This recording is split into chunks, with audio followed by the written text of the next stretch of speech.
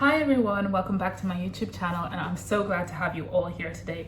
Today we're going to be talking about a fragrance I haven't heard a lot of people talk about. I think I've only seen one person talk about this, and that is a fragrance glance, and this is Areej Al Sheila. This is supposed to be the sister to the famous Sir Al Sheila. So let's talk about like the notes. So this is like your basic rose and nude combo, but like amped it up and given a twist, you know? It's a really beautiful fragrance.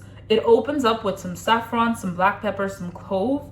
In the middle notes, you have Turkish rose, geranium, and oud. And then in the base notes, you have leather, amber, patchouli, musk, vanilla, and sandalwood. If I was to place this fragrance in a family, it definitely would be floral and oudy. But here it says it's more aromatic, floral, spicy, and woody. And you know what? I actually 100% agree. It takes that rose and oud combination and makes it spicy, makes it skanky, and gives it some personality and some spunk, you know?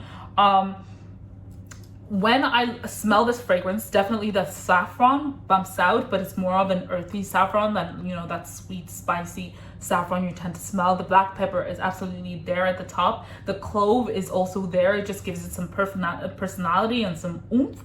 But then you have some Turkish rose and some geranium and oud. And here's what I always say, like, for a while when I was smelling these rose and oud combos, I really thought there was like red rose in these fragrances, but actually I take it back.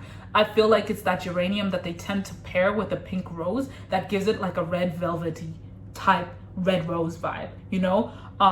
The oud here is a nice oud. Like, imagine like this fragrance reminds me of Rose d'Arabie or Sir Al Sheila, but imagine it twisted with a skanky oud and a lot more spices, a lot more spices. Like, if you thought Rose d'Arabie had spices, that has no spices. This does, you know? And the bottom, then you can smell the leather, you can smell some amber. The amber like allows this perfume to be transparent, which is an interesting conversation. And I love artisanal perfumes because like with oud, it makes perfume dense, but when you add amber, it just adds like an airiness or a translucent vibe to the fragrance, which I really love. You have some patchouli here, which is beautiful because this really becomes like a rose oud patchouli vibe. Like, just imagine like what you get from the likes of Rose d'Arabie, what you get from the likes of Noir de Noir, Sir Al Sheila, like that base, but just change up the personality, change up the vibe, you know? Add a little bit of spiciness, add that clove, add that patchouli, that leather, even that saffron gives it like a good vibe, you know? They do say there's some vanilla in here, but to be honest, the vanilla doesn't really pop out. In fact, I feel like this DNA is beautiful because one thing about it is it's not completely linear. It does transform, and it transforms, I think, 2 to 3 times. The first time you smell that rose and that oud, first of all, and it's light, and then the oud just takes the shifts and becomes very skanky, and then after that twist, then it settles down and becomes almost like a subdued rose. The rose takes the background, the oud is in the front, and you smell a little bit of vanilla in the background, just balancing things off, even though the oud is still there, and it's given now like an inky, skanky kind of, you know, very Middle Eastern oud. It's beautiful. In terms of longevity, this perfume tends to last something like 8 hours to 10 hours. It's really long lasting. You don't need a lot of it. And it projects quite well. Like, they did not skimp out. I definitely think like when it comes to this fragrance altogether, like they put a niche fragrance in a very cheap bottle. I think I got this fragrance for something like €45, which is a steal. It was on sale. Normally it's like €80. It's definitely worth €80. It's definitely a steal at €40. It probably would cost €200, €300 if a Western perfumer got their hands on this DNA and tried to make it something. I actually haven't seen of anyone saying that it smells like anything in particular. It does remind me a little bit of Ombre Nomad just because of that rose and oud combination, but this has patchouli, while I feel like that didn't really have much patchouli.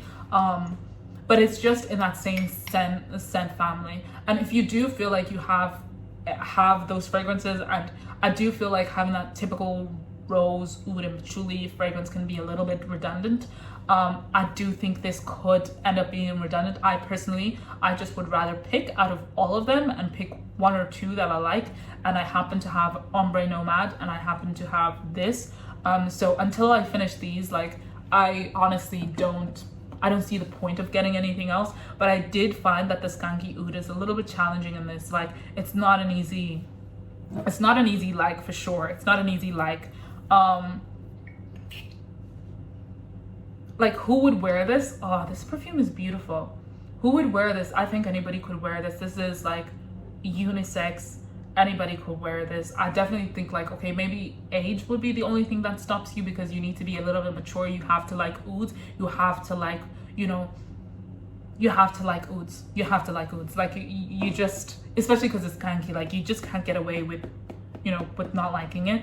But the bottle is beautiful. A moment for the bottle. To be honest, I've almost been tempted to get Areej Al Sheila just for the case of having something similar. But to me, the base of it is too similar, because I would just wear them to the same kind of space. Like, anywhere I would wear Areej Al Sheila, I'll probably wear this. So to me, they do feel redundant, but that's not to say they smell alike. I definitely think, like, if you liked Areej Al Sheila, this is definitely the more challenging, the more masculine version of this. I feel like just because of that, like, a more masculine leaning person would enjoy this a lot more than, you know, Areej Al Sheila. Areej Al Sheila is the more polite, more kind, more palatable version of Areej Al Sheila, if I'm being honest. Now, I've heard, like, even a fragrance glance that they're not similar, they're not the same, but to me, the base is the same. It's just the twist that they put on it.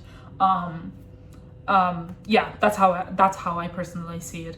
I think it's beautiful, and I don't know if you all have smelled this perfume before, whether you like it, or even if you've liked rose and oud and patchouli fragrances. To me, this is absolutely beautiful. I think this fragrance bottle is like something like 100 ml. Yeah, it's 100 ml. So I think it'll take me a long time to go through something like this. Could I wear this during the summer? No, I think the skankiness would be challenging. I feel like Areej Al Sheila, you definitely could wear it through the summer, but this is too challenging. Plus, I also have French Portrait. Not to say they're the same, but they definitely play the same part in my collection. So it's treading it too close, you know, treading it too close. But yeah, let me know what you think. Did you like the fragrance? Did you not? How did you feel about it? Would you get it? Are you know, have you smelled Areej Al Sheila? What do you think about that? And let me know in the comments what you guys think about this fragrance, or any DNA that's quite close to it. And let's chat soon. Don't forget to like, subscribe, and just leave a comment. I love seeing your comments. Until next time, let's see each other soon. Bye.